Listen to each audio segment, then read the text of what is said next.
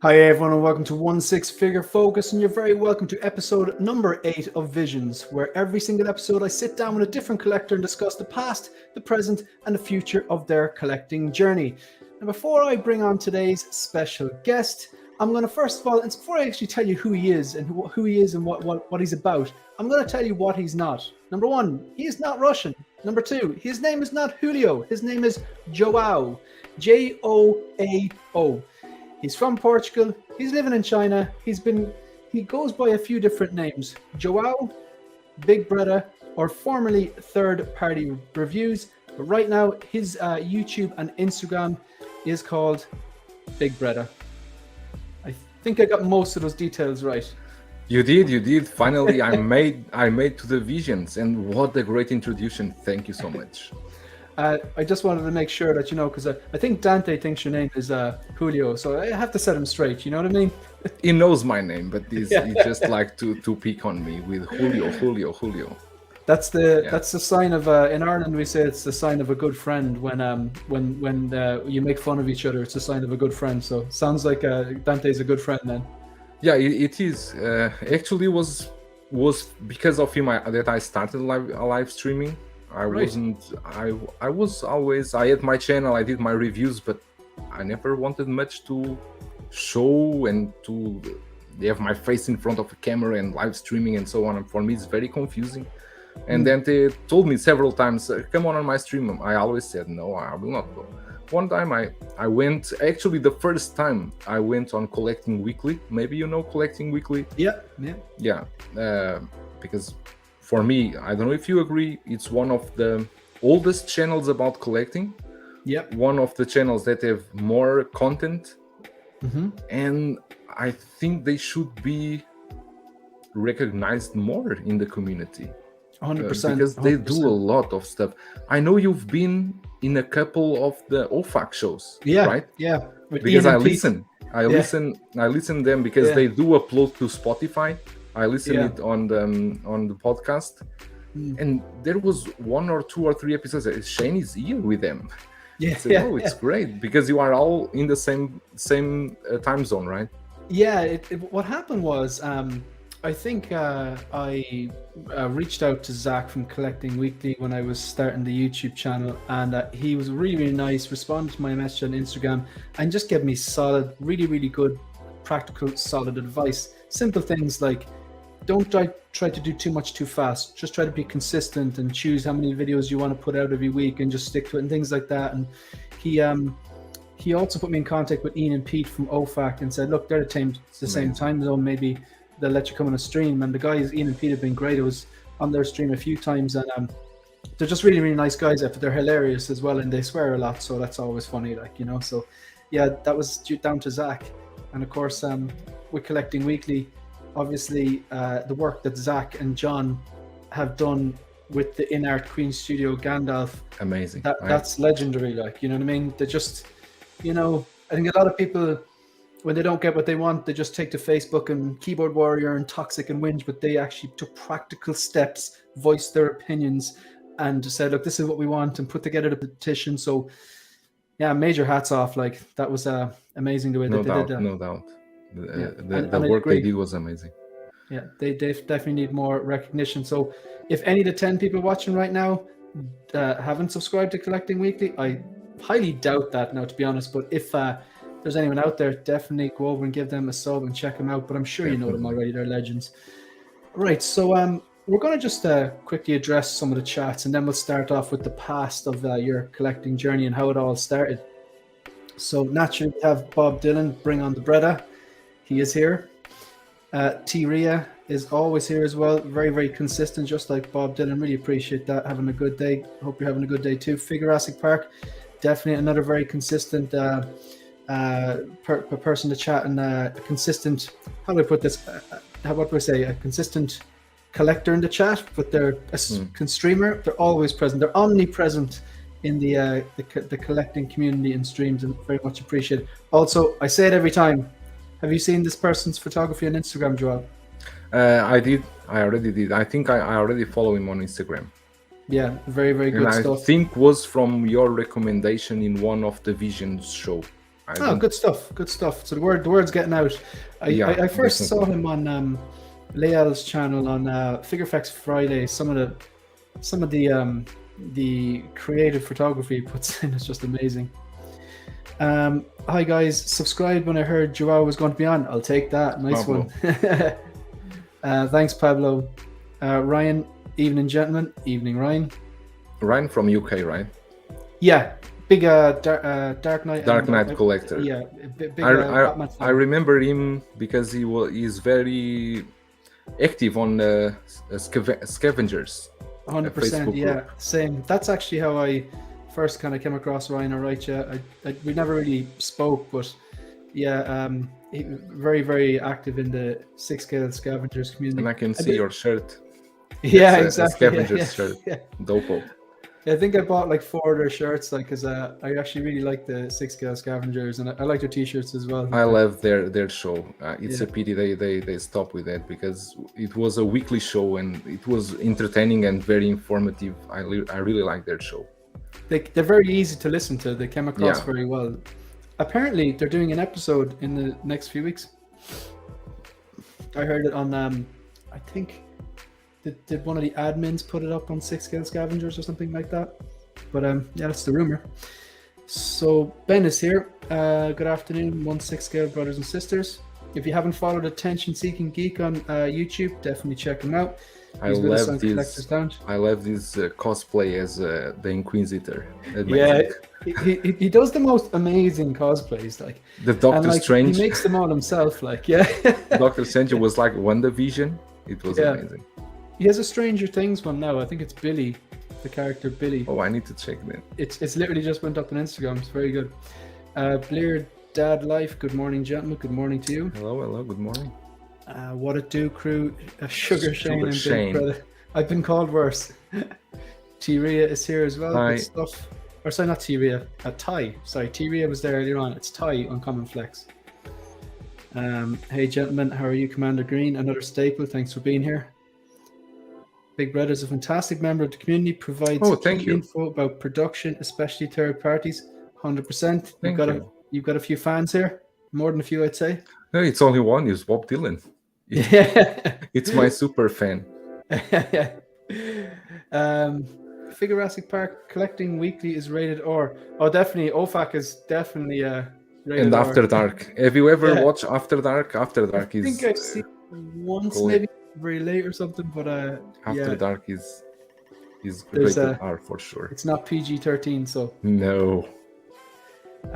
Big Breda's Pennywise is amazing. What Pennywise is that? This is the Hot Toys one. That one there? Yeah. Oh, it's just the angle. It's very close. It actually looks bigger. I suppose it's just a bit close. No, because he's in the top of the base. Ah, I see. Yeah. And I have he's with the clamp. He's bending with the clamp on his back. Ah, I see. But this is the only 6-scale one. Is the Hot Toys one. I've got to say, I really like the Hot Toys one. Me too. We might touch on that at some point during the show. But yeah, I think the Hot Toys one is. If I was collecting one of them, I might actually prefer the Hot Toys one. But I think it's been talked about a lot.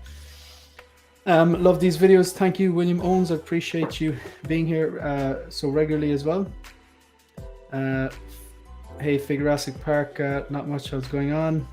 Marco's here. Morning, my dudes. Scavengers were my first 2 as well, yeah. Philip the Fool is here.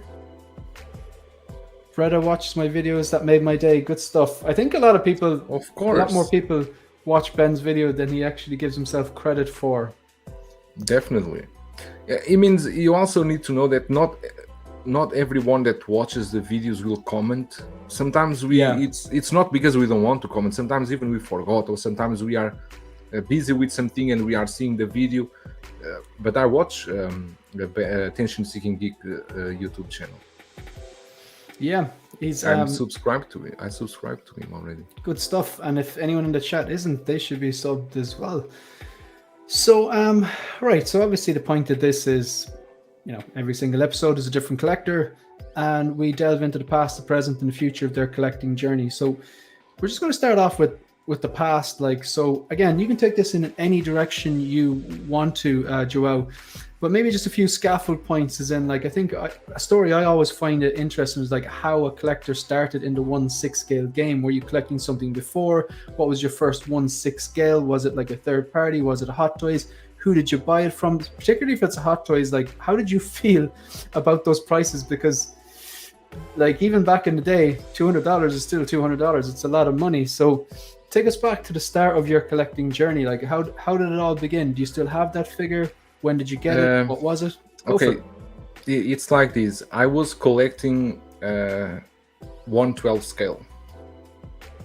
1/12 scale, the smaller scale, the 7-inch. I was collecting Masters of the Universe, the Matty Collector line. It was very difficult to buy because Matty Collector line was I think exclusive to US market. So I always had to buy through some importing agent, something like that. And I was collecting also the Turtles, the smaller scale. Turtles, Masters of Universe. I was collecting some of those lines, but nothing very huge. I was collecting for some years. I had everything in boxes, nothing displayed. And I knew something about Hot Toys, but was nothing that I was not very interested on it, let's say. Yeah. And one day I passed through, I don't know if it was a store or what is, and I saw the Jack Nicholson, the DX08 from the '89 Batman, and I said, "Whoa, this is amazing!" And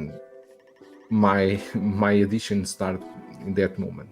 I had to get that Joker because I went to YouTube to search, because at that moment I even didn't use YouTube to search, and I saw a video from Dean Knight or some YouTuber that did a review on that Joker, and that was the first one. Was this DX08? I paid $220 for the DX08. Man, if someone told me I could have that figure for 3 times the price, I still think it'd probably be a decent deal. Definitely 2 times the price. $440, I take that for $440. $220, and that was like when DX was, you got a lot of stuff. It was a true classic DX. At that time, the prices were still acceptable, but the thing is, when the box arrived to my home, and when I opened that and I felt the figure in my hands, the real clothing and everything was is a whole new world. Everything opens, everything a whole new world for me, and then I just start going searching for. I want to know more about what Hot Toys have here and there and there and there, and then from there I never stopped. When was that? I'm very bad with years. I would say it was 2015, but may very well be 2016.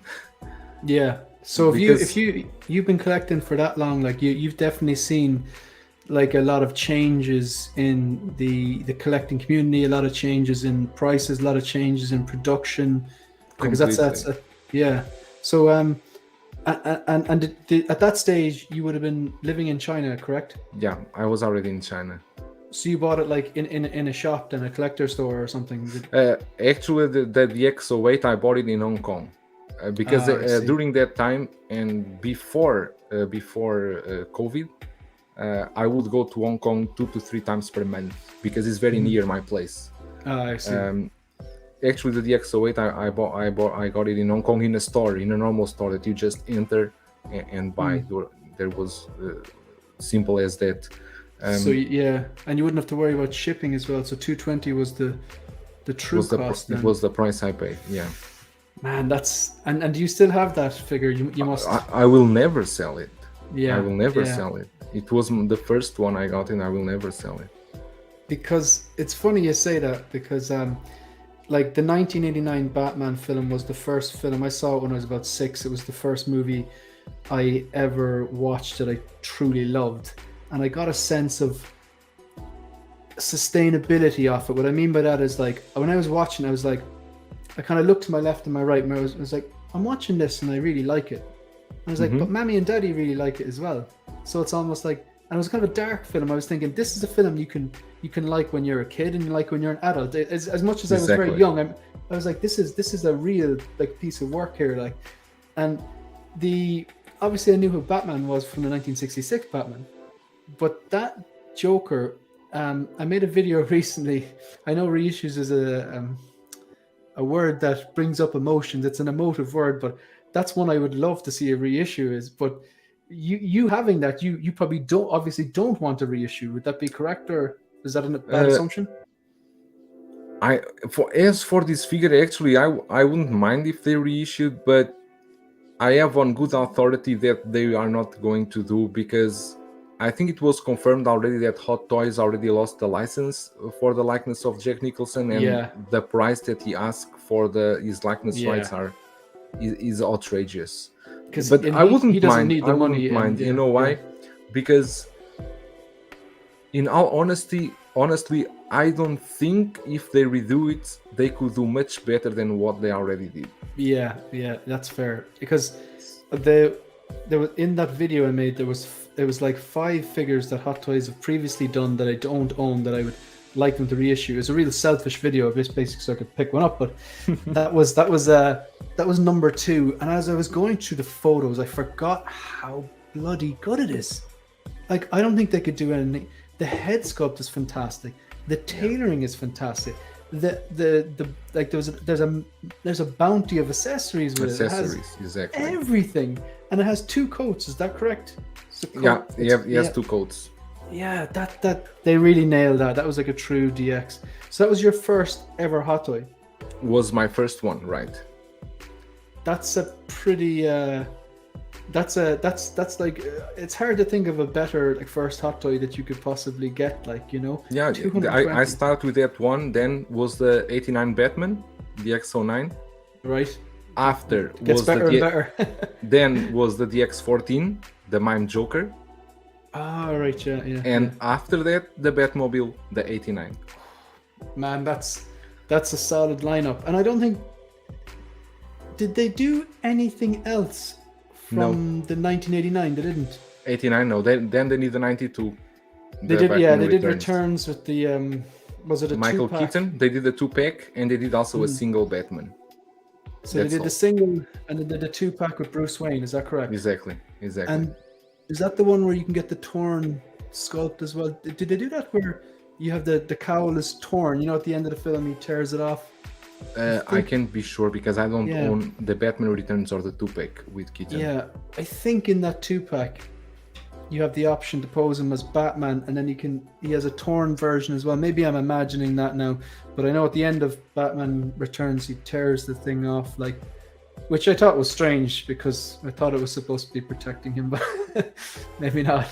But so, even so, I think the DX08 the Joker still is a better figure than the DX09 Batman. The Batman comes with accessories, but they are simple. It comes only with a change faceplate, the mouth plates, one with blood, a bloody one, a closed mouth one with the open mouth. Is a simple figure, very restricted posability because of the suit that they use.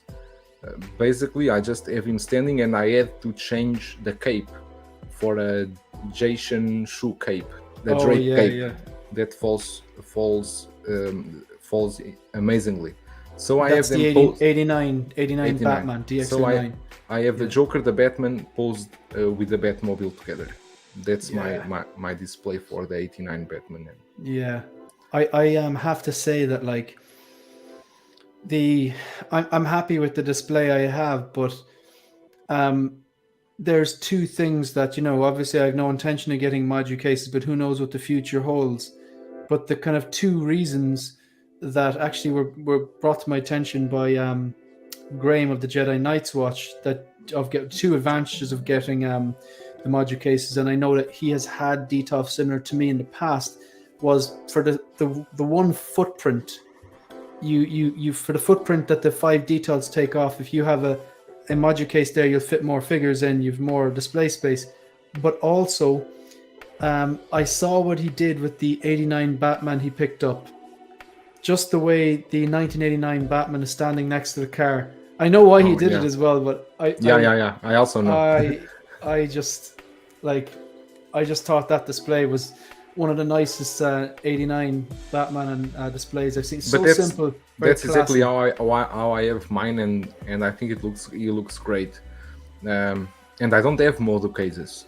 So actually, when I bought the Batmobile, I had it inside the box. I only unboxed it, I think, I would say to 2019 or 2020. I had it in a box for three or 4 years.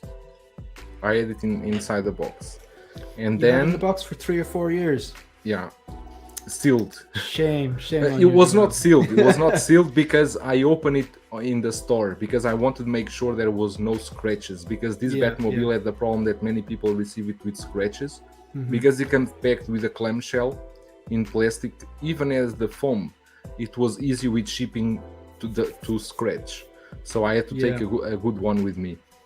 And then what I did was I ordered a custom table, a coffee table made of glass and steel frame, and that's when I have the Batmobile with the Batman and Joker. It serves as a coffee table, but is where the...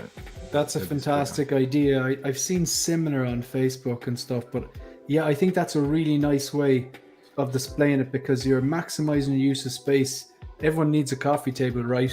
But it's probably the most badass coffee table you can possibly have. Yeah. Like, you know what I mean? Like there's no one besides maybe really young kids who don't know that 1989 Batman film. Like, you know exactly. what I mean? It's a unique car, vehicle, no doubt. It probably is the best. I like all the Batmobiles. I actually really like the Tumbler, but I think if I had to pick one, I think the 89 Batmobile would be the one.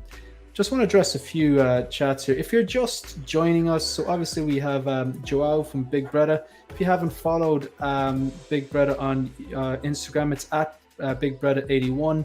There's a banner there appearing at the bottom of the screen, or Big Breda on YouTube. Just a few comments there. Otherwise, I find if I don't address them every now and then, I have like 100 comments, whatever, which is great for the engagement. But then I forget to. So I'm a new collector, and my first figure was the Battle Damaged Iron Man Endgame. I love that figure. I love that head sculpt. I have a soft spot for Battle Damage. I like the accessories it comes from. It's an overproduced figure, but man, that just doesn't take it away from me. Mark 85 Battle Damage, interesting figure, very good. I think he's amazing Iron Man, maybe the best Iron Man. Maybe some people would say it's a Mark 50, but I think this one looks really good.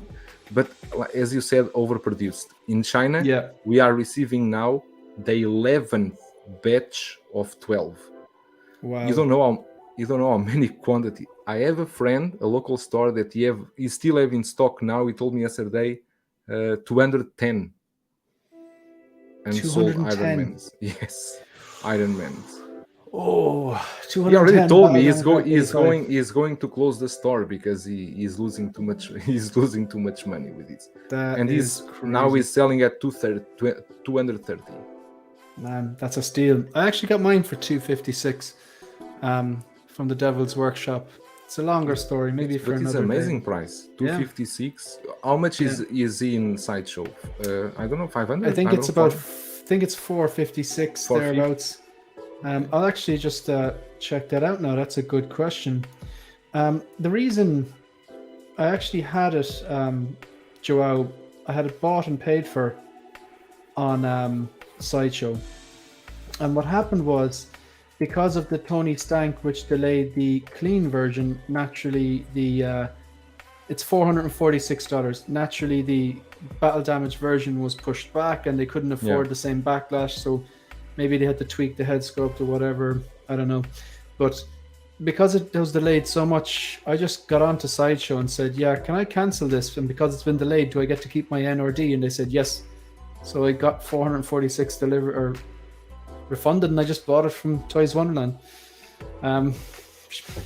Sometimes it works out, sometimes it doesn't. That's one of the times it does. I watched the video actually that you linked me. I thought it was. What you are talking about, Toys Wonderland? I cannot say anything about them because I don't have experience with them. I never bought anything from them, so I just find curious why everyone's going after them, and do you know what? It's kind of a meme at this moment because we always need to T-Dubs, Devil's Workshop, and it's kind of funny. And you know what's interesting? So just a random thing. Last night I sat down and I typically use either the webcam on my Mac or my external webcam for recording, just with our videos and stuff like that. But I take photos with my SLR. But I was like, you know what? I've done videos before with my SLR, but my problem is my SLR camera, although the video quality is like HD, there's no mic input, so I have to like basically start a QuickTime audio and then press record on the using the computer, basically controlling the SLR, and then eventually merge them together. It's not that much effort for what you get. It's really high quality. So I was like, okay, I'm going to trial this. And what I did was I set it all up, and I was like, all right, that looks very professional. And I started talking because the video I wanted to do was entitled My Toys Wonderland Experience. It wasn't an endorsement of Toys Wonderland. It definitely isn't a trashing them. I was like, okay, everything you hear in this video is facts based on my own experience. I'm going to tell you the good things and the bad things. But I didn't realize that my camera, once it hits 4 gig, it stops recording. So I was talking for 28 minutes and it shut down after 10. So I was like, all right. So now I have to re-record the video in 10 separate 10-minute parts. But it was very fair. It wasn't an endorsement. I wasn't trashing them. I was saying, this is good, this is good, this is good, but this is bad, this is bad. They need to improve these. But I'm going to make it, and it'll probably be dropped during the week or next weekend. But I think it's a fair video. And I have a lot of experience with this. I think it's like this, and I cannot put myself in, for example, your position as a customer, because I don't buy from them, right? Yeah.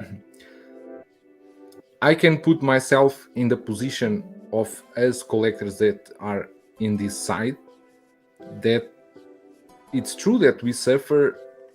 My figures are delayed to deliver because of the amount of pre-orders that the resellers do in Hong Kong.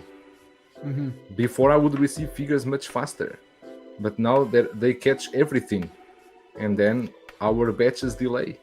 So they're like a barrier between you getting your figure because the resellers are picking up everything. Not only that, Shane, if you live in Hong Kong, if you don't pre-order figures, it's very difficult to get a figure then in stock. You can get lucky, but normally the stores will have them. But with the amount of resellers that there are now in Hong Kong, and I'm not talking about Toys Wonderland specifically, because there are plenty at this moment there, right? There is not only them. They go to every store and get every stock. So for the collectors is left almost anything, and the rest is sold at a very high price. And this is what happened for the common normal collector in Hong Kong. It's hurting them too. But it's not specific one store. There are several stores over there. Right? Mm-hmm. Not only. Yeah, because it's kind of it affects you in, say, your situation then is very different to mine. It affects you in a completely different way. And completely different. It would benefit me then in certain situations where, like, there's 3 reasons I buy from them. 1, drop down troopers. Because we know that their shipping is terrible, but if they drop the price down to like $150, even with their city shipping, I'll still do better than everyone else, The second reason then is overproduced figures that should be $450, like the Battle Damage Iron Man, that they're cutting $200 off. It's just a no-brainer. And the third one is, I do like how you can space out your payment plan and you have control over your payment plan, because I do use payment plans. I know everyone doesn't use them, but you have the option to pay like $100 off and then maybe split the remainders, $400 or whatever, over 12 months, whereas Sideshow, they choose how you do it, And I use Sideshow too, but I suppose it's different people. I completely understand, and I have friends over there in Portugal that they also use Toys by an Agent or Toys Wonderland, because the time that, because what happened in Portugal, for example, I think it's the same in Spain, is Sideshow don't sell to them. They cannot buy from Sideshow, but there are shops there that they are like Sideshow agents. You pre-order to that store, the store receives the stock from Sideshow, and then they ship to you, okay? But it takes over 1 year after release in Hong Kong. But I thought over 1 year. Sideshow market themselves, it's written on their site as official European and North America distributor. So how, like They Spain don't and sell to Portugal. Portugal. No, they don't sell to Portugal. Sideshow have a agent in Portugal. It's a store in Lisbon. That's They sell. ridiculous though, because they are not only part of Europe, they're both in the EU, aren't they? They're, I don't know why. I guess so. I don't. It's very. I know for UK they sell directly. I know I Mhm. have friends in France also that they don't buy directly from Sideshow. They also buy from some stores because Sideshow delays a lot. But I know Portugal, Sideshow doesn't send over there. It's through Yeah. a store that Mm. represents them. So they kind of pick and choose who they ship to, or so they basically ship to another store in Spain or Portugal who deals with them. They have one store only only one store Right. in Portugal that have they have Hot Toys Yeah, because they are the agent from Sideshow. I understand. Yeah, It's like that's like this. crazy. So your original figure was the DX08 Joker from 1989 Batman. You went from there to the DX09 1989 Batman. So you had the Batman and Joker, the DX14, which is the Joker mime, and then the 1989 Batmobile. So that's how it started. And How it like, so started. that's the complete line of 1989. Exactly. And if you remember back then, like, how did you feel about the price? Because I know that $220 for that figure, we all know is a steal, but we are comparing it to modern prices. So, like, did you feel at the time going, "Oh, this is pricey"? Because it was like 7 years ago. 6 years ago. Back in the day was already pricey for what was I was used to buy 7-inch figures. They were Yeah. $30. Yeah. $35. Of course, that was already for me was a very high-end collectible. But the Batmobile was like, I was searching because I needed a Batmobile, and then I went to Facebook. I didn't use much Facebook in that time. I think I started to use more, maybe 2019, 2018. I went to eBay and checked. Everyone was talking the Batmobile is very expensive, everything. I said, wow, what's happening here? I got it for it's not cheap. I got it for $550. Man, that's compared to today, it's compared to today, right? It's a great bargain. But so it happens that that Batmobile sold very, very bad here in China and Hong Kong because the size of the car, not the houses here are very small. There is no space for these cars. And the store that I went, I remember he had either 8 or 10 Batmobiles, and he was like begging me to take one. That's why he allowed me to open for me to check which one was in better condition for me to take. He even offered to send it to my home because that box is huge. It's almost, I think, 20 or 25 kilos.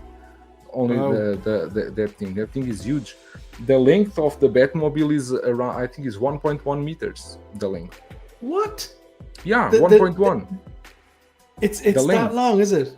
Yeah. Oh my God, that's insane. Yeah, if it's not 1.1, it's 1.05 or 1.06. Yeah. Because I made the table 1.2. Yeah. I made the table 1.2 to have space. That's insane. Because it's like, I've seen Graham, I believe, has it in. We mentioned already, has it in a Modu case, and just I really like his setup with the 1989 Batman just standing next to it. It's iconic. It's so. And again, iconic gets thrown around a lot, but it is iconic. It's 1999 Batman. It's Keaton. It's that Batmobile. The way he has it set up is beautiful, but it's like it looks really tight. It doesn't look that big, but I suppose it's big. The Modu cases are quite big as well, aren't they? Yeah, the model cases are I think his model cases is the 110 or something like that. Right. So you can see that the Batmobile almost used all the space there. So when you say 110, that's the model of that particular case, and that is 110 centimeters length then? Exactly. Exactly. Oh. Sorry, you got cut off. All right, so just in case people are just joining us in the chat, this is episode number 8 of Visions. We have Joao from Big Breda. If you haven't already done so, please subscribe to Joao or Big Breda on YouTube and follow Big Breda 81 on Instagram. So you're going to hear this sound approximately 5 times over the course of this episode, where I ask a figure-focused question. So every time you hear that, you're going to get a question. Some of the questions are tailor-made for you, and some of them are just random questions. So the first question is, this is a question I don't have any children yet. And I know that, like, I've seen collectors as well, loads of different collectors, they have children. I often wonder, like, how do you manage that? Do you, like, is it something that you kind of do with them, and you kind of like bring them into the room, go, okay, what you think of this and what you think of this? Or do you like kind of almost share it with them? Or is it more, it's your space and it's your own personal escape, you know? Or how do you do that personally? How do you manage your collecting while having kids as well? Like, you mean when I open a figure and start to play with it? Anything at all, like Anything. As in, like, you know. I mean, no, this room is open for them to come. They know when we have guests in home and there are other kids, that this room is a place that they cannot come because of all the glass and everything. And happened, I can tell you that 2 months or 3 months ago, we have guests here in home. There are a bunch of kids here. One of the two kids entered here in the room. I had the Twitter had the Catwoman statue in this table here, and they start play with it. The arm went out and they broke the fingers of the statue. Oh no! Yeah. And then, because the father is my friend, they come here and say I was crazy, but I wanted to pretend that everything was fine and I can fix it. I knew I cannot fix it. It's a broken piece. But I had to be polite and everything, and so on and so on. But then I had a talk with my son, and I told him, you know that no one can enter the room. What happened? And he said, I didn't see or something like that. And then now I always lock it. I need to lock it because sometimes when we have guests and too many kids. But with my kids only in home, this room, they can come here and they like to watch the collection. My daughter, she's 4 years old, and when she see Boba, she always say Benta, because for her Boba is Benta, you know. Because I like a Benta. It's already a meme, but we always talk. My son, my son is 9 years old. I gave him last year the Hawkeye, the Age of Ultron, the Hot Toys one. Not new one. I had it in my collection. I gave to him, and he told me, I won't keep it in the box. When I have my display, then I use it. So we save it in a box. He doesn't want to take it out. But you have him well trained. He's got the collector's mindset to appreciate things.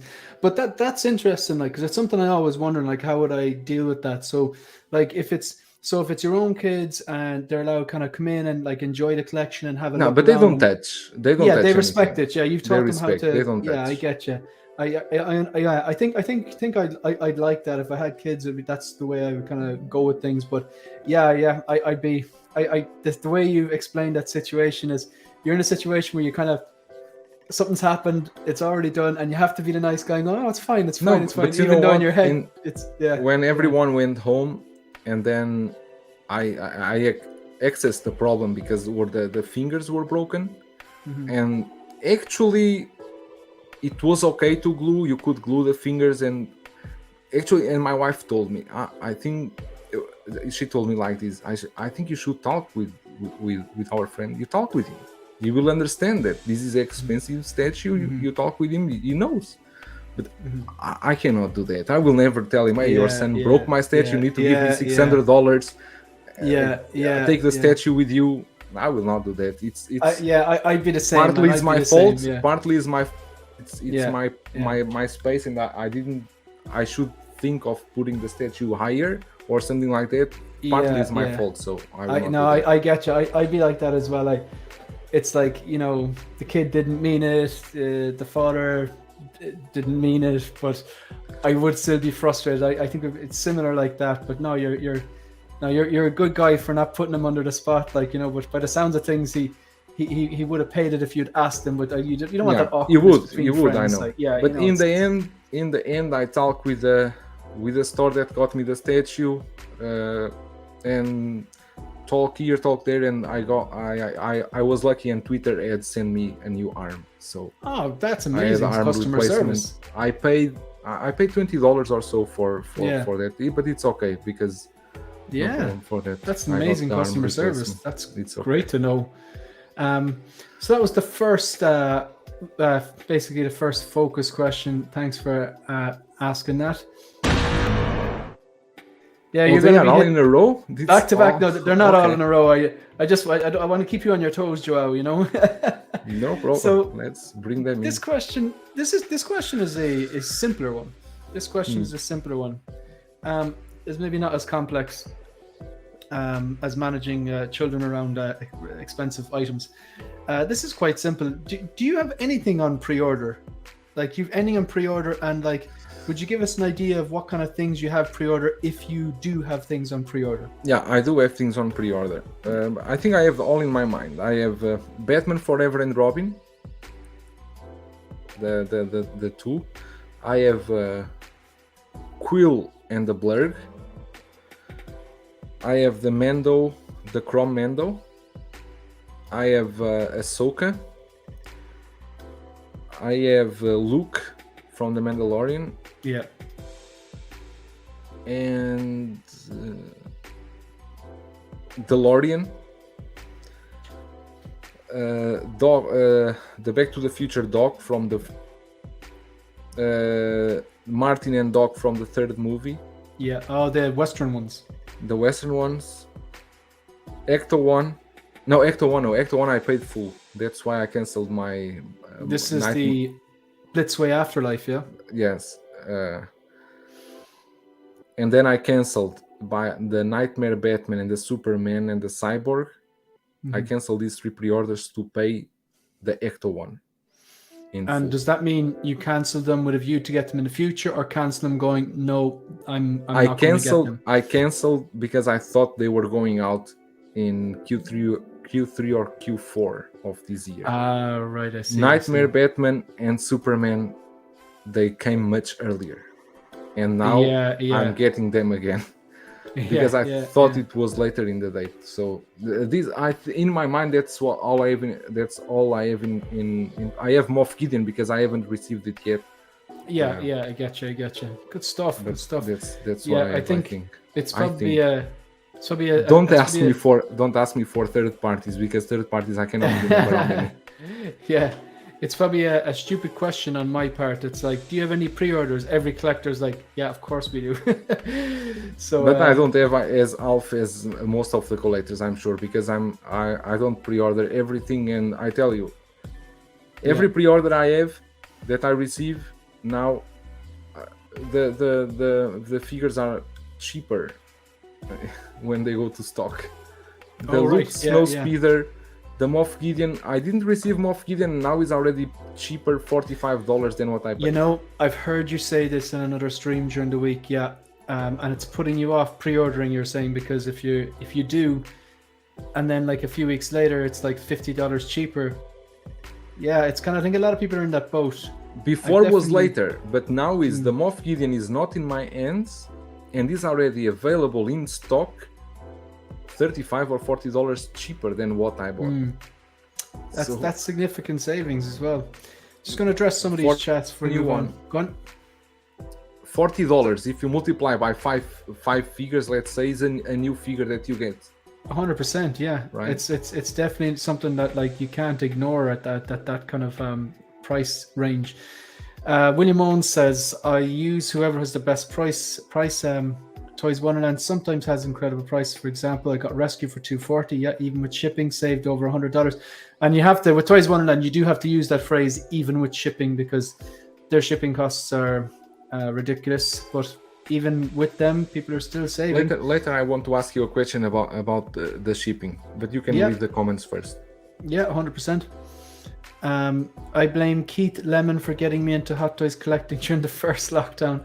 I'm about 100 plus in now. So since 2020, 100 figures. Wow, that's like...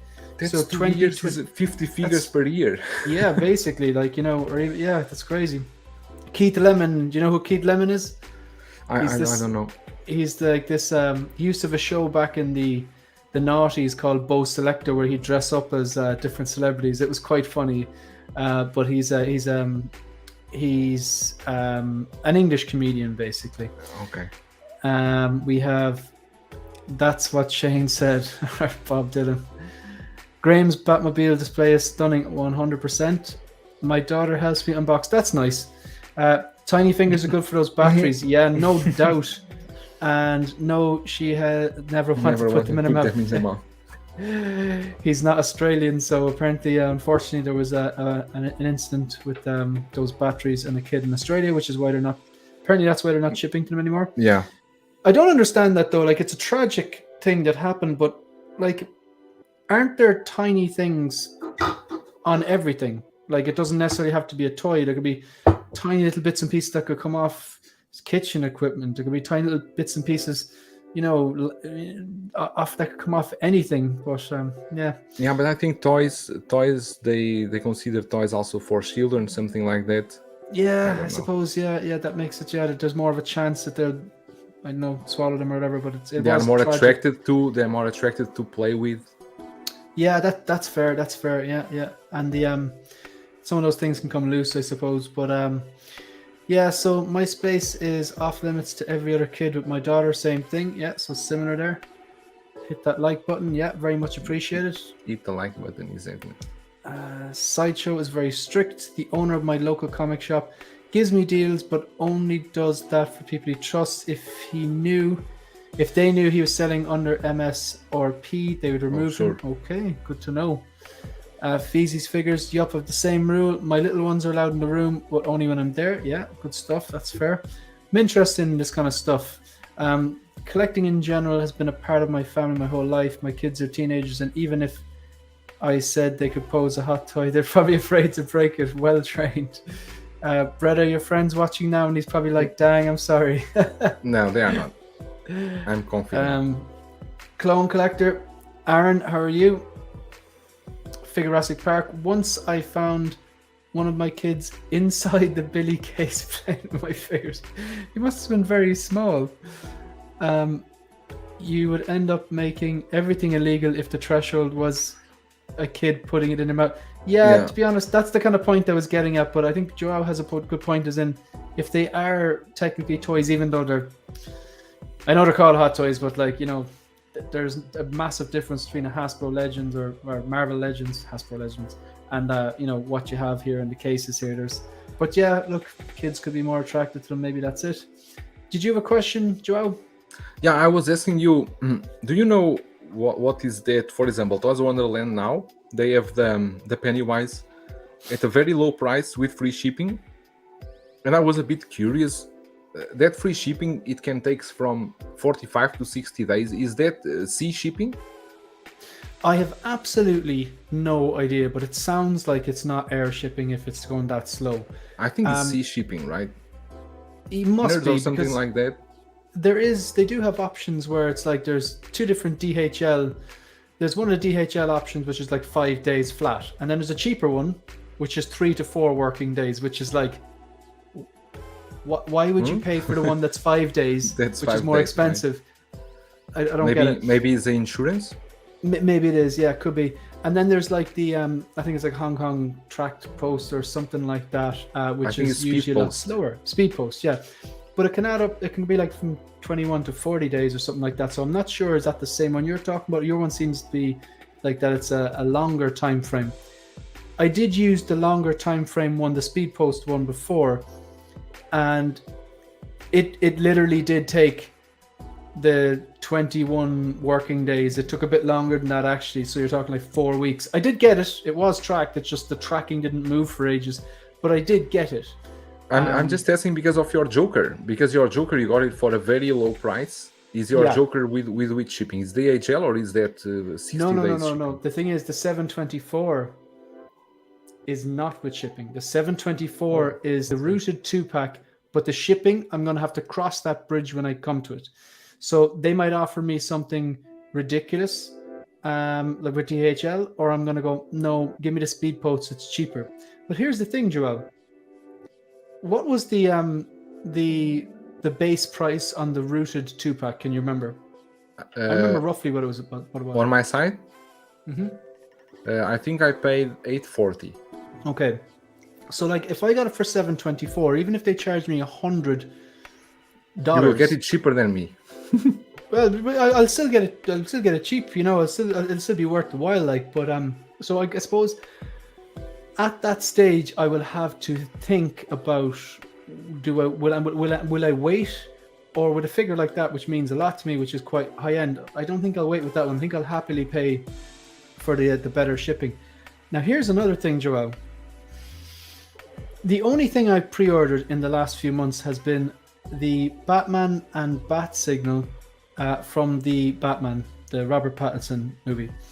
And I wanted to pre-order that because if I'm not pre-ordering anything, a lot of these figures are going to drop. And if I haven't paid something towards them, I'm going to get stung with, you know, a lot of figures dropping at one time and it's going to be a lot of money. So I wanted to pay something off. And that's the most kind of expensive thing I have my eye on. So I went through Toys Wonderland, I paid $100 off, and then I split the rest of it over like 10 months or something like that, $30 a month. So the thing is though, now they're doing these estimated shipping costs when you look at an item on the Toys Wonderland website, and it says to Europe, it was like $185. And I was like, and it said USD, I was like, that can't be right. That has to be Hong Kong dollars, something like that. But it's really strange. And then they're shipping the Cad Bane to Europe for like $35, which is like a normal price. So there's really things all over the place. And now you're saying that the Pennywise from InArt is a low price, free shipping, and it takes like 40 days or something. So it's like, why is the prices yo-yoing up and down? I think that's one of their problems, is that these shipping calculations that they do, it's a bit strange. Yeah, like if they maintained the competitive prices, worked on their customer service, and sorted out those silly shipping costs and have a bit of consistency, I think they'd start to do a lot better. I definitely think they'd start to do a lot better. I don't want to go much into this, but I think their biggest problem is really customer service, is the communication with customers. Sometimes they, like that video that I show you, that Australian guy. Yeah, he was not happy. Thing is, I think no one would be happy with the situation that happened to him, right? The order is cancelled and he doesn't know, and then everything is so strange. But I think it's that Toys Wonderland, they must have a huge amount of orders to deal every day. Yeah. And I think they are completely overloaded with stuff, and they, so many times happened that I don't know who was that got 2 figures instead of 1. Some people get double shipments, and they, why I have 2? I only bought 1. Why do you think I keep ordering them? I want that to happen to me. You want that to, right? Yeah. I think it was Lael, right, that received two Wonder Woman or something like that. I heard the story. I think it was Lael that received two figures. He canceled one pre-order and then make the order, and then he received 2. Yeah, that's true. It's a golden armor Wonder Woman. William Owen says DHL prices have definitely gone up in the last several weeks. I used to be charged around $45, now $90. I wonder if they're pocketing some of that themselves. T-Dub's shipping is using the 2032 inflation rates. Yeah, listen, Bob Dylan, it's happening. Inflation's the thing, haven't you heard? 50 Cent is now, he's like 80 cent now because he's adjusting for inflation. He's changed his name, man. He's changed his stage name. Try applying a coupon and recheck the shipping rate. As in apply a coupon to the shipping rate? But there I don't know if you were already collecting at that time, because sometimes Toys Wonderland they do some shady moves, and I don't know if you were collecting. I think you were when what is the name? Bozeman, the day he passed away. Yeah. You know, when they changed the price in 1 hour. When the news broke up, they changed the price for triple the price.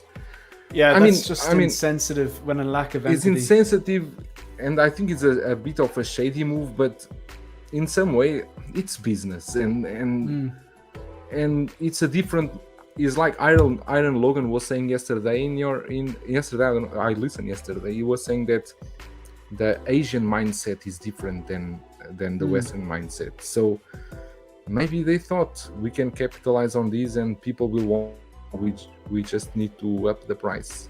But Yeah. I remember Facebook groups were going crazy with this thing Yeah, they did. I don't really listen to them anyway, man. It's just like that's where people go to whinge a lot of the time. Like, there's very few of those Facebook groups that are constructive. I find, like, you know what I mean. There's nothing wrong with like voicing an opinion, but it's kind of like sometimes it's like it's like they can be very toxic. Like, depends which one you're on, I suppose. But yeah, it's but like that was an insensitive, definitely an insensitive move. And like I said, I don't endorse them, but I'll continue to buy from them until I have a bad experience with them, which I haven't. And they offer cheap rates, like, you know. So I'm kind of in the middle. It's like I won't endorse them, but And for some reason, Sideshow is trying the best they can to have unboxing first and to have all these things, because they are getting they are losing a lot of business because of the Hong Kong resellers. And you can see Sideshow is trying their best to shut to them keep down. to shut. They cannot shut them down, but No. they are trying the best to have the those unboxings and to have stock early. And I mean, they are the legitimate business. They are they have the license to sell hot toys in North America, right? So they need to try their best to protect their own rights. And Sideshow, like, they definitely are getting things out quicker. There's a comment there saying that the Snowspeeder Luke is shipping from Sideshow. Mine was shipped today. It should be here next Tuesday. That's probably my most anticipated figure of the year, next to the DX19. But yeah, they are definitely getting better, which is good. That because, you know, it's competition makes things better.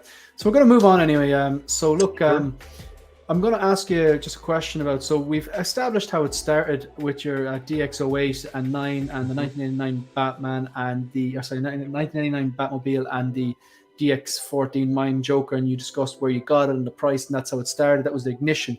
So, like, in terms of now, like, where are you at now? As in, like, I know that you're looking into getting module cases. I think you've been in contact with Brian. Would that be correct, or are you getting a custom? No, I've been in contact with Brian. Brian have not been in contact with me. It's Sorry, different. yeah, because the shipping cost from module case to you was like more than the module case or something silly like that. Would that be right? Exactly. So Yeah, at one time they stopped replying to my message because maybe they right. thought it's too expensive. You are not going to accept or something like that. But I can only wait. If really I don't have any option, I will have to do them. I don't know if you ever watched what's the name is Costa. He has a YouTube channel. I've seen the video pop up, but I haven't watched it. I must actually watch it. He does basically a module case by himself. I don't have the time to do that. What I would do probably was to show the video to some workshop or some factory here and ask them, can you make this for me? Yeah. And then I will go from there, because I'm not seeing module cases, the shipping, because they need to ship to me. The thing is that they told me they need to ship to me by air. Right. So the cost is very high. And it's kind of strange because Singapore is just over there. I'm so near them. I could almost go there to pick them by myself. Man, yeah, get on the bike, man, and keep making a few trips. Keep there, right? Because now it's the problem I have with my collection is that I have only less than half of my collection displayed. I have everything in boxes, and I want to have everything displayed. And at this moment, I have here in my front a full wall that is empty, because and module cases will work perfectly for me. And empty space is something that you don't hear a lot of collectors saying they have a lot of, you know. But like, it's different, you know. At this moment, and I talked with Mark, and I talked with Mark, the 16 Fix, and I already saw your video. I don't know, maybe 10 times. The floating shelves video. Yeah. Thank you. Because I thought, okay, I'm going with floating shelves for the short term. But I need to do the calculations, because I was going to get the lac ones from IKEA. The long ones. They are 1.1 length. Yeah. Right. And I was thinking, okay, I can get 3 1.1. I make 3.3 meters, and then I can make 3 layers.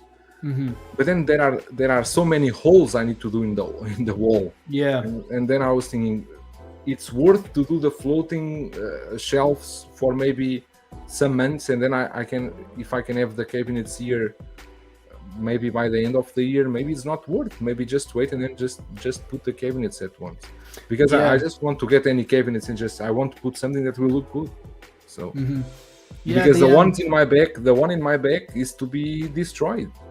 And to use module cases too. If I were you, I definitely exercise the patience for a little longer and go for, like you said, get a company to build something like a module case, like Anthony did from 6 Scale Mafia. I actually thought his were module cases, or Koska did as well. I must watch that video. But I actually really like the floating shelves because it gives me it's not just that it gives me more space that otherwise wouldn't be used. It gives me a different way of displaying things as well. So I don't always have to just have, 1 or 2 figures for detail. If I can put like a quarter scale or something. You have the smaller ones, right? And you have the 1.1 meter also, or no? No, I have 5 of the smaller ones. They go up in a pyramid. So I have one. Yeah, because you did that triangles like this. That look amazing. But in the 1.1 meter, the length, because the depth, I think the depth is 26 centimeters. Yeah, there's like a good bit of depth there, yeah. But even so, you cannot put many figures in one floating shelf. You cannot put many. And now, do you think I can use 6 floating shelves? I cannot put 50 figures there. I have 50 figures I need to put there, so that's the problem. Yeah, I get you. So, like, where are you at now? Like, I'm just going to ask you a question, and then I'm just going to step out for 1 minute. I can still hear you. I'll just be back in 1 second. But the question is basically, it's kind of, where are you at now with your collecting? Like, I mean, I don't know, do you know your number? Some people do. Like, as in, do you have a rough idea how many 6 scale you have or how many third party you have? Are you collecting statues? You mentioned you collect 1/12 scale before. Do you still collect them? Are you into dioramas? Are you into vehicles? So, like, just maybe outline where you are now. Okay, on to 1/12, I completely gave up when I entered the 1/6 scale, because that was actually the selling of the 1/12 figures was my entering budget on the 1/6 scale. I only kept key figures from 1/12 scale. Now at this moment, I think I don't want. I should be around 85-90 figures at this moment. 6 scale. Yes, third parties maybe 2 million. No, third parties. I think I have less than 10 at this moment. Right. Because I have more third parties, but it's not the ones I don't want to keep in my collection. I have maybe 20. I will not keep in my collection. So those ones I'm not counting in the collection. But if you count with pre-orders, maybe I will have around maybe a little bit less than 100. But I have much more. Yeah. Because I sold a lot of Marvel figures, Marvel figures that I get rid of them. Yeah. So you collect any statues or anything? I had statues. No, statues. I have the Twitter Red Catwoman. I have some prop replica. I have the bank robber mask. I have the Queen Studios Joker, the 1/4 scale that still not arrived, but that one I will not keep. I already made my mind. I will not keep. And I have the 1/6 scale statue, the Catwoman with a bat pod. And statues. The Batmobile maybe count as a statue because it's so big. That's about it. Yeah. I hear you. So your collection has definitely evolved.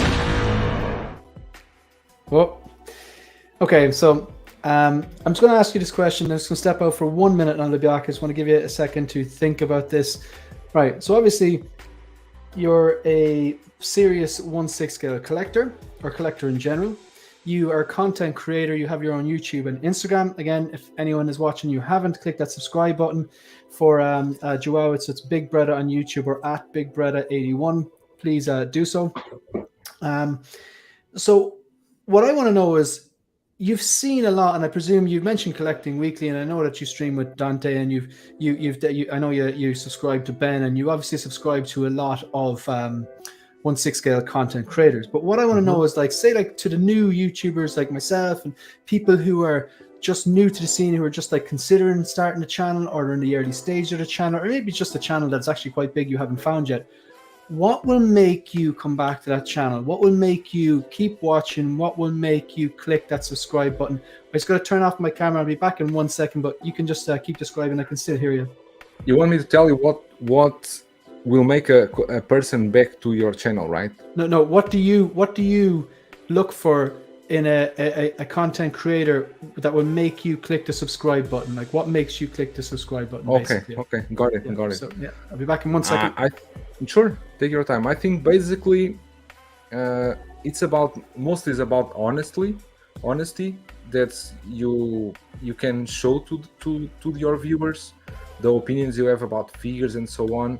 I think honesty, and of course the content that you offer is important. I don't think at this moment for 1/6 scale the first day one reviews are that important, because there are so many YouTube channels doing reviews.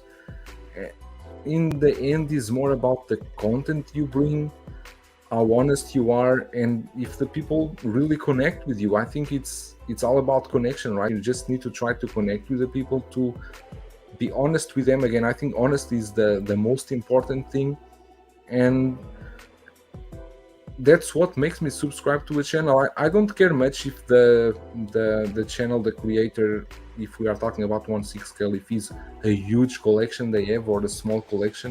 I care more about the person itself, how it looks to me, if it looks like he's giving an honest opinion, not just a biased opinion.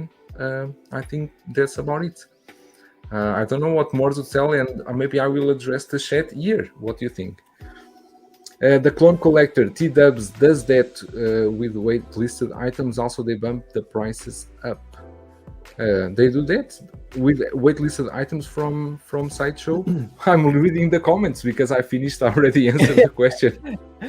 No, thanks very much. No, I heard what you were saying. It's fine. You were basically saying honesty and transparency seem to be big to you as well. Yeah, the I think content it's more itself important. and the person as well. So it doesn't necessarily, they don't have to have the biggest collection. It's just that quality content and honesty. If they don't like something, maybe say they don't like it, or that kind of type of thing. Yeah, I think it's like that. I don't gouge the people by the size of the collection they have, because you could have 5 figures but have a much better opinion than the next one that have 600 or 200 or 100. I don't gouge that. Okay, the person that have 200 figures maybe will have more experience. They have more experience in collecting and so on. Maybe they will give a more technical detail about the figure itself. But I think in the end it's more about honesty, really. The honesty you give to that you share with the people that talk with you. I think it's about that. But having a YouTube channel is very difficult. I think it's a very difficult thing. Yeah, you kind of have to have channel. I think you do have to kind of make the content that you'd like to see someone else making, in a way, like stick to what you're passionate about, I suppose.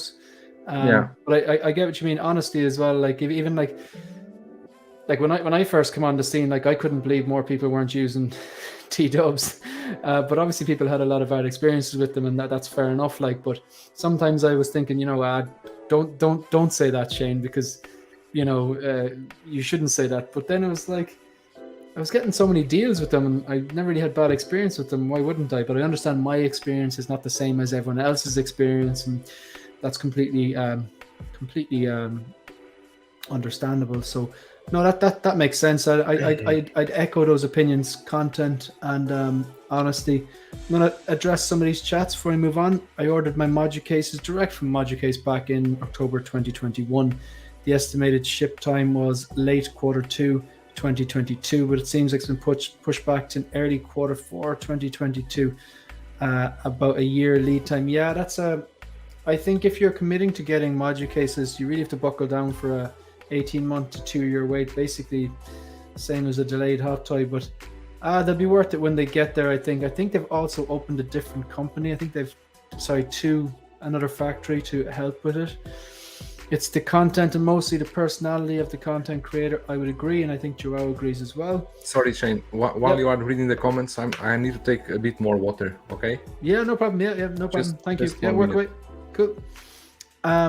Interesting you say about honesty, as that's one of my favorite things about Breda's channel, the honesty of his reviews and live shows. Yeah, it's the same. It's the same exactly.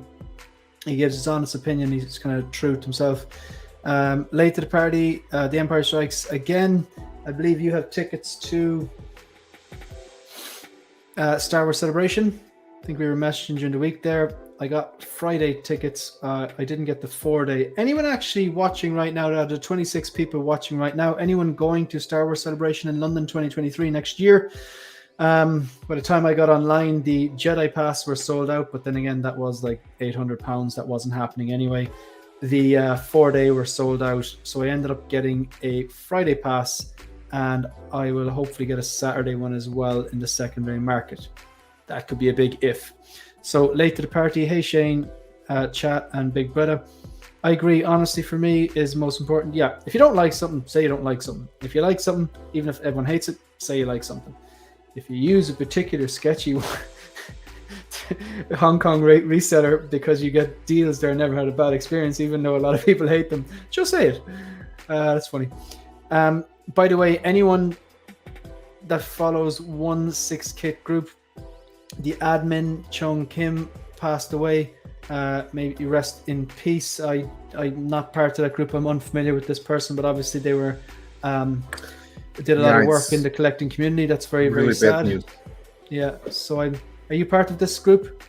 Yeah, of course I'm part of 1/6kit group. You should be part of what? You should join the group because they always share there a lot of info about collecting, even the 1/6kit, the pre-orders they put on, sometimes third parties that you may want to look at. And I think it's quite. Yeah, I might do so. Just the reason I a lot of these groups on Facebook, I join them and then I kind of see the stuff that's written, and then I kind of go, I don't need to see that, and I just leave them. Then, like, I'm a member of the 6-Scale Scavengers group. I find that very, very positive. I like that. But so this is a good group then, yeah? This is basically the group from the. Do you know 1/6kit is a store? You know, right? Yeah, I've heard good things. Yeah. Yeah, this is the group from this store. Is the store group. Ah, I see. Basically, yeah, I must actually join that one if it sounds good. This is obviously terrible news. May he rest in peace. Did you know this person, Chung Kim? Not personally, and I never interact with him directly, but I know he was admin of the group and was very active, always posting very informative stuff about collecting and so on. So I know he was a very good friend of Kit Chen, the owner of 1/6kit. So gotcha. May rest in peace. And cool. Just as a little small acknowledgement there, I'm just going to turn off the music for the rest of the live show. Just a little nod. I didn't know the man, but like when you're a collector, when you're a collector, you always have common ground and similar interests. So may he rest in peace. So that we have we have addressed the past and we have addressed the present. So the hard part, which I find the kind of trickier question, Joao, then like is kind of all about like where you see your collection going, because in terms of like obviously the prices are creeping up and then people are obviously lacking space. You seem to be have an advantage there because you do have an idea of what you want to do with that wall in front of you. Now we are going to chat about that, but first, okay, so this is a very simple, short, straightforward one, Joao. What's one figure that you don't own? I'm ready for this question. Okay, what's one figure that you don't own that you don't think Hot Toys will actually reissue, but you would like them to because you'd like to pick it up? So is there a figure, you know? I know, of course. Yeah, go. I'm ready for this question because you already did this question a couple of times in other shows. I really like this one. Go on. It's the Edward Scissorheads. Ah, from Hot yeah, Toys brilliant, brilliant, yeah, brilliant. That's a great film. because I I want that just, figure yeah, a lot. yeah, I can find it, but the figure have a lot of problems with the pleather. But I know they will never reissue because yeah, yeah. it's a figure that is lost in time and is a movie that was lost in time, and the new generation Mm. don't have any memory of that movie, and Oh, it's a fantastic film. that's Such a a one-off. strange, Exactly. quirky, great film though. And Tim Burton, Tim Burton's made some fantastic films though. Amazing, amazing. And I mean, Yeah. that figure, even the Hot Toys one, was why I would want a reissue, because the head sculpt was not perfect. I saw some Mm. collectors, they have a custom head sculpt. They use the Hot Toys one as a base and then routed the air and made it more perfect. And then with the scissor heads, that figure really looks so good. But I know Yeah, yeah. I will I never have it, so it's the Some of the missing one. ones you kind of get the vibe, yeah, that they won't do it, like the Jack Nicholson Joker. There was probably even some hope for the 1989 Batman with that movie The coming Flash out with, movie. yeah, but now with But Ezra it Miller. seems Yeah. it will go directly to HBO Max to stream the Right, movie. Yeah, really? yeah. And does, do you know, has Ezra Miller, I know he's done some, I think, bad things recently. I'm not too familiar with the story, but he, do you know, has he finished filming his parts, or was he in the middle of it, or was he due to, or I'm not sure, but I yeah, think so because the latest news is that it's going directly to HBO Max and will not screen in any theaters. So probably they have everything wrapped yeah, up. that's a bit strange, isn't it? Because like, you know, they had some pretty big names, and it was kind of a movie which was due to come out regularly, wasn't it? It was that wasn't always the way it was going to be, I believe. Like, you know, I But think it was due to go to the cinemas, like. yeah, but I think Mm. it's not only because of him. There's so many people around that depend on this movie. So the budget, everything, they cannot. Yeah, I think yeah, they yeah, need yeah, to put this even on stream or anything like that, yeah, yeah. and They probably the just want show to will get go it on. done. And maybe Yeah, we'll have a new Batmobile. Who knows? yeah. You The never know. Michael You never Keaton. know. You never know. Fingers crossed. Well, if that's the case, then I'll allow it. Yeah, um, I would not be against that by any means.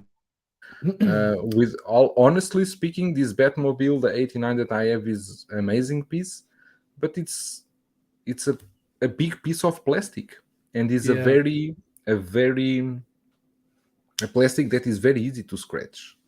Yeah, Anything will yeah. scratch this car. So that's why you Mm, need to have him in like a glass table that no one can touch. And even when you clean the mm. dust, you need to be careful because this is a big chunk of plastic, honestly speaking. Yeah, yeah. That makes sense. You need to, I suppose, have something that's just completely non-abrasive and soft, like, but or put it in the case. So, in terms of the future of your collecting, we've discussed the past and the present. So, like, where do you see your collection going? I'm going to start off really, really simple one. Do you still see yourself collecting in 5 years' time? I think so. Not I think so. I'm sure. But What about 10 years' time then? I don't think, even if I'm not collecting, let's say I'm not pre-ordering or collecting, the collection will still be here. Yeah, I get you. I get you. I get you. Because it's interesting. My son always tell to his friends, "This will be mine," He because knows. I told him Yeah, that yeah, this is yours. Then yeah, yeah. just That's take care brilliant. of it. Yeah, But yeah. it's like many times when when I have those, when you sit in the sofa and you think for on by yourself, I think, Hmm. what's the end of this? Do I have a end of the collection? This Hmm. Do I have a end game for my collection Yeah, when this will stop? Because everything in life has an end. of course. But Yeah, yeah. since when you collect hot toys, there is no end. Is like Hmm. a hole that Hmm. there is no end in that hole. You are just going Yeah, deeper yeah. and deeper and deeper and deeper and deeper, Hmm. right? And sometimes I think, what's my goal? Where do I want to finish this? And Hmm. I don't have an answer for that until now. But that's it's very philosophical and a deep way of looking. And I think any collector, especially if you're in the game a while, you come to that kind of, you've asked yourself that question. Like I've definitely asked myself that question, but then I'll walk in and I'll look at that Mark 6 or that Boba Fett 2-pack, and I'll just Yeah, admire it and get lost admiring it and get that little dopamine hit, and I kind of went, no, this is good. I think that's what it's about, like that little hit of dopamine when you I admire did. something and know I did that. some pauses along the way. I did some times that I thought like I need to go out of a bit of this collecting, and there was I would say 2 or 3 times that I stopped, maybe 3 months, just to get out of this and to check myself, and then I back, and it's I think it will be a long-term thing with the 1/6 scale, because it's too much thing. It's the YouTube channel, is because then you get involved in so many things that you are already inside the ball, and then Yeah, it it's the starts to be community. Yeah. exactly the community. You make so many friends around this. You know so many people, and it starts to feel like other family around this, right? It's like 100%, 100%. and then don't you start to you don't even consider about going out. But yes, sometimes I think, what's my end game? Now I'm doing a Mandalorian line. I have all the figures from Mandalorian, and then okay, I finished the Mandalorian figures. Where do I go? I go to which one? Because I have maybe an advantage, not advantage. I'm not a very big fan of Marvel. Marvel does very little to me. Spider-Man I like. I have 2 Iron Mans because of my wife and my son. I like Spider-Man, but the rest of Marvel, I don't have connection with it. I have connection with DC, with movie figures, one-off figures, and Star Wars. The rest, Marvel, no. So maybe Yeah. there is an advantage for me, because I can skip a lot of pre-orders. Because normally a Marvel figure, I see the announcement, I can appreciate the figure, but it's an easy pass for me. I don't even consider it a pass. Go. But that's brilliant for for your budget and your sustainability going forward, and Yeah, that you've of course. recognized that, and you seem immune to FOMO. So it's good to, No, that doesn't like, happen. It happened pardon. before. It happened before. Yeah, what FOMO happened before. Yeah, when the Avengers movies came out, and then I start to see the movies with my son and so on, and I got that hype to get the Yeah. figures from Infinity War.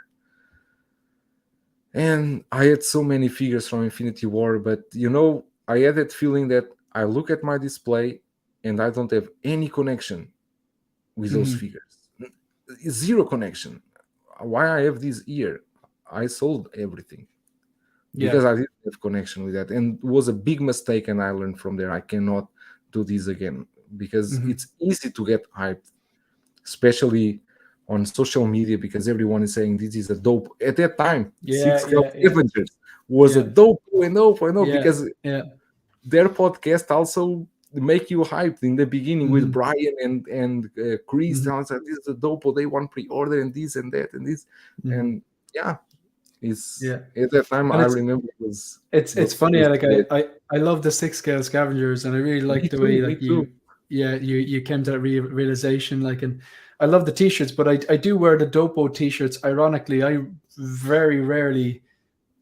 I can't remember the last time I Dopoed anything. Even like 2 years ago, I would always like see something and go, yeah, I'm getting that. And maybe the closest I come to Dopoing something was maybe a week later or something. Like, but yeah, it's no, it's good though to I think, say we're similar in a sense that, like, I'm a trooper collector, but thankfully I don't collect the animated series, the Clone Wars.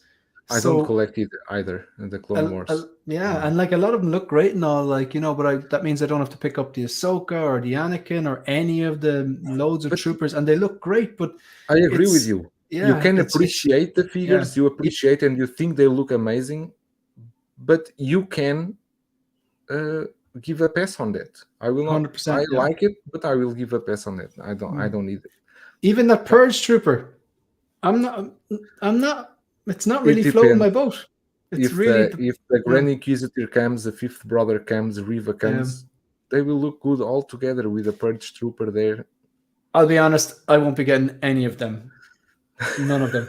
It's a line. The It's a two line easy to brothers, collect. the third brother, the fifth brother, the Grand Inquisitor, they did nothing.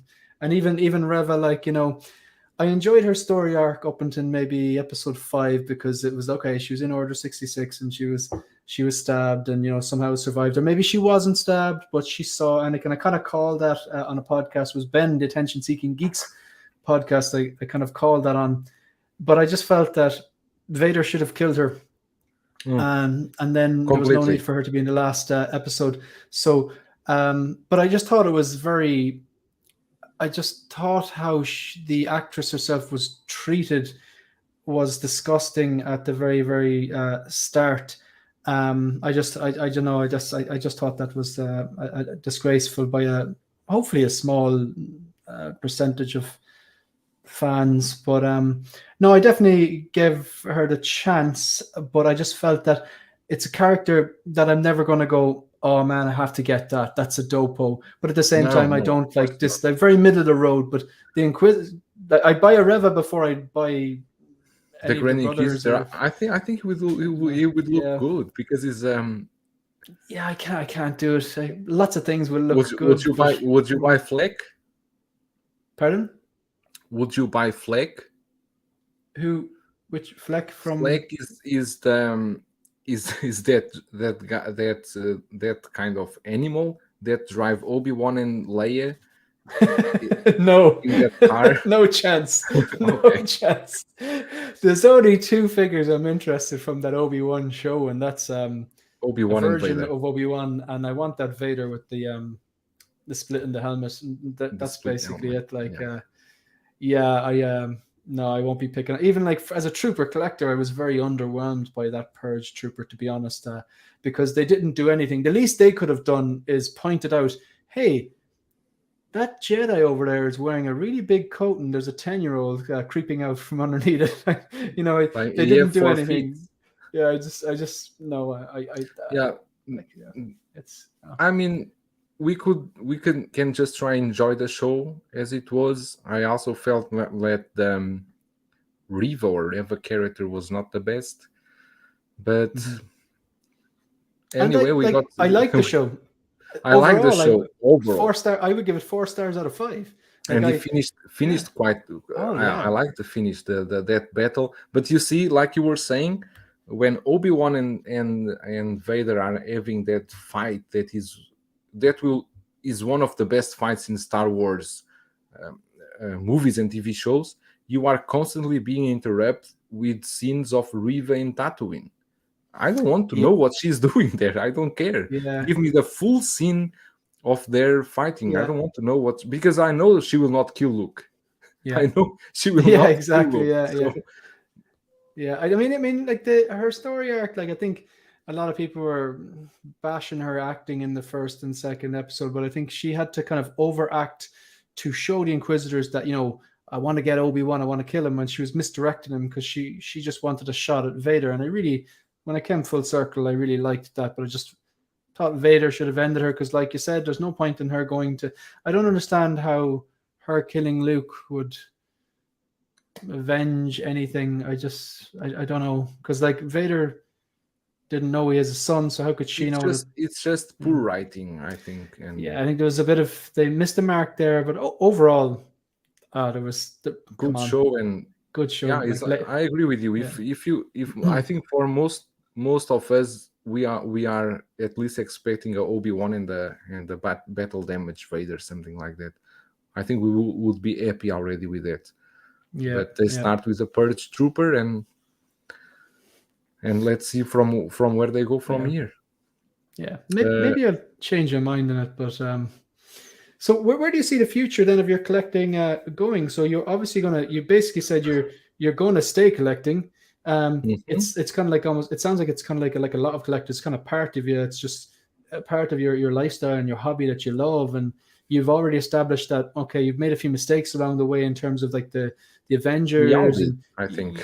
you're better off to stay in your lane or collect exactly what you love and stuff like that. And so, in terms of, I want to know a bit more about this. What's the vision you have for like that free wall? Is it the module case, the custom module case from place in China? Is that what it's looking like at the moment? I have few options. Either module cases, if I really cannot do with module cases, I'm going with some company to make me a cabinet, because the one in my bag, it was also made by a company that I gave them the design. This was projected for when I was collecting 1/12 scale, Yeah, not for 1/6. But so it happens that each layer can fit 1/6. So yeah, because I it was looks like it's been made for 1/6 because they fit in like it. exactly. Actually, I can fit at least, without bases, I can fit 8 1/6, but I don't like to punch them Yeah, all together. they need to So I breathe. have 4 or 5 around, but yeah, I will go with that. I will go either the model cases or something like that, and I want to have it done. I was talking with my wife. I want to have this done before the end of. I don't want to worry about this more. The end So of when? the end of this year. Ah, good stuff. So there'll Because be a collection tour. if I order here in a local shop, they have it ready in 3 weeks. I have a That's cabinet amazing. ready. Yeah. Yes, Then three again, you're weeks. in the They have it ready. manufacturing capital of the world, so like, yeah, they probably Yeah, are good at here it's making quite things. easy. Yeah, They do it. They come. They install, and that's about it. that's impressive. Just going to address the chat before I ask you the Sure. final question. So, Bob Dylan, that's a shame. Not condoning Ezra's actions, but to punish the rest of the production team Exactly. with a stream-only release is a bit unfair. I was excited to see Keaton in the cowl again on the big screen. Yeah, 100%. I'd agree with you there. Like I actually didn't realize the depths and extremes of Ezra's problems. I just thought he had an alcohol substance abuse problem or something like that. But Hmm. I have been filled in on some of the actions that he has done, and I did not realize the extent of the damage he was doing. But yeah, I would have loved to seen that on the big screen. Loco Lou, what's popping, people? I'm after saying it now. I own 10%. How are you, Lou? Lou was on episode 7. If you haven't checked it out, maybe after this stream finishes, check that out. Ryan Smith, hey, Loco. Empire Strikes Again. Loco's very popular today. Couldn't watch the whole show, just wanted to pop in, say I'm a big fan of both of you. Thanks very much, Oliver Pilgrim. And I know that Ben is a big fan of you, and you're a big Correct. fan of Ben. I Did take you a see what break. happened? Did you see what happened? I saw. Amazing. Amazing. Like the It's generosity is crazy. one Yeah, of yeah, the most amazing moments I saw in a live stream yeah, until now. yeah. Definitely brought a tear to a few people's eyes. Ryan Smith. Now, the funny thing, I did a pre-order preview of the Purge Troopers the other day. I put it up on my YouTube channel, and I would 100% agree. When I was filming the preview, I couldn't stop looking at the classic Stormtroopers. I Classic. was more interested in them. Would you get the giant man robot? Is that Ned B? Ned B, exactly. Ned B was pretty Ned cool, B. I have to say. Yeah. Ned B was pretty cool. Flicking through some of these. Loco says hit the like button. I think we're all caught up. So that should bring us to the final thing, the final noise. There we do. All right, so you probably know this. Every single episode, I finish off with the final focus question. Mm-hmm. Okay, hopefully this will never happen. It's a bit morbid, but touch wood, this never happens to you. But if your house or apartment was on fire, and thankfully, your family and everything, they're outside, safe. If you have a dog or pet, everyone's safe outside. You have time to safely grab 3/16 scale figures, not 4, 3/16 scale figures. What's coming with you? 3. Only 3. I would take the X-15 Jack Sparrow. I would take the Batman Keaton. The DX09? The X09, and I would take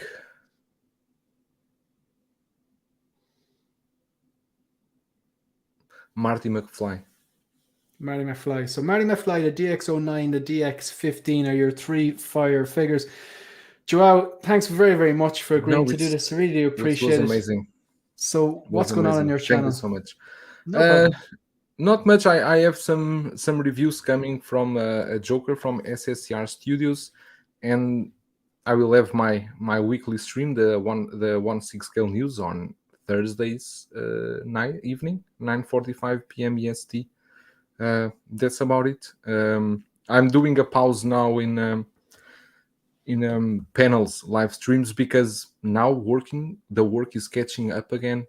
Now we really catch up with work, and I'm very busy with work. I'm trying to work because it was almost 2 years that I was working like almost always in home. But now Yeah, yeah, everything yeah. is the life is going back to normal, and Yeah, yeah. the normal looks unnormal because one person is not used to. But yeah, Yeah. I So you're need to. catching up and We stuff need to like work, that. Yeah. right? Yeah, And yeah. This is it. I This is it. I really miss work. Yeah, yeah. That's about it. But thank you so much for having me. It was amazing. No And problem. I really appreciate you coming on. Like I always enjoy your opinions on the panels that I watch. I watch obviously like a lot of six scale collectors. I watch a lot of the panels, and obviously watch your content as well. I really like the 1/6 scale news as well. I think it's just you need that just to keep you up in case you've missed anything. I do appreciate that. So yeah, folks, if you haven't done so already, subscribe to Big Breda on YouTube and follow at Big Breda81 on Instagram. Just going to briefly touch on stuff that's going on my own channel. So if you're watching right now and you're not subscribed, please click on that subscribe button. 1/6 Figure Focus on YouTube or at 1/6 Figure Focus on Instagram. I do 1/6 scale photographies of my collection. So there's basically photos of everything you can see behind me, apart from the Boba and Roba 2-pack. So that's one thing I got to do. In terms of content, I touched on it earlier on.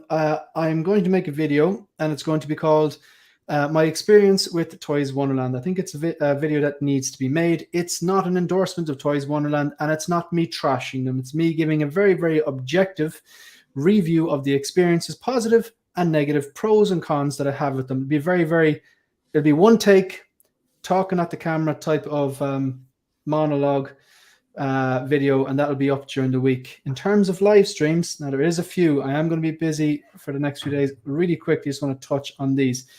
So this is episode 8. So tomorrow I'm on Collector Lounge with Lael 1/6 Scale Man and Killer Cam and probably Local Lou and Ben the Attention Seeking Geek.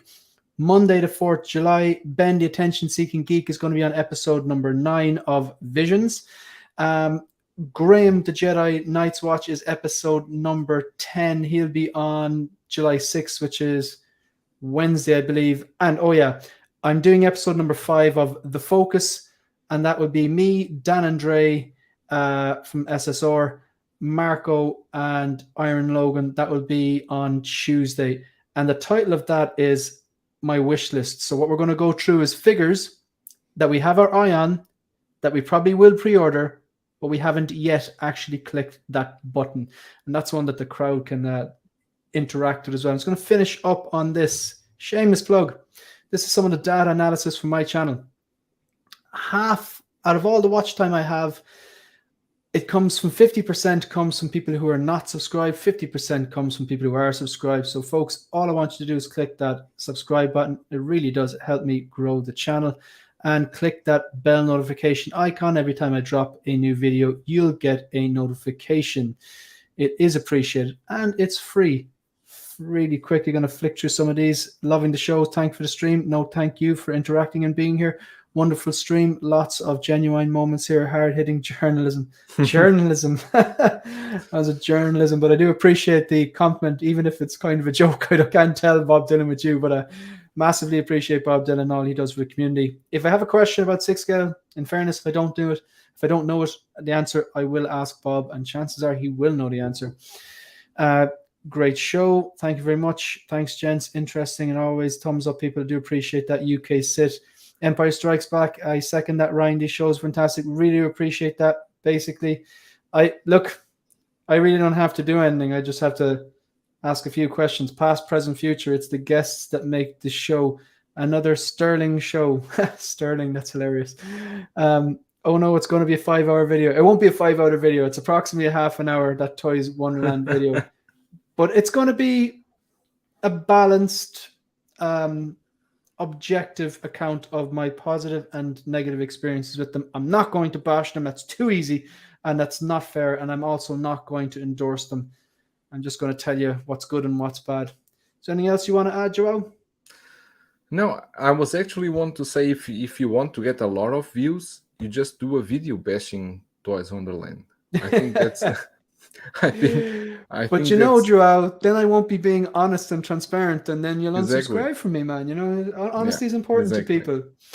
All right, folks, that's us. We're done, and yeah, we'll catch you in the next one.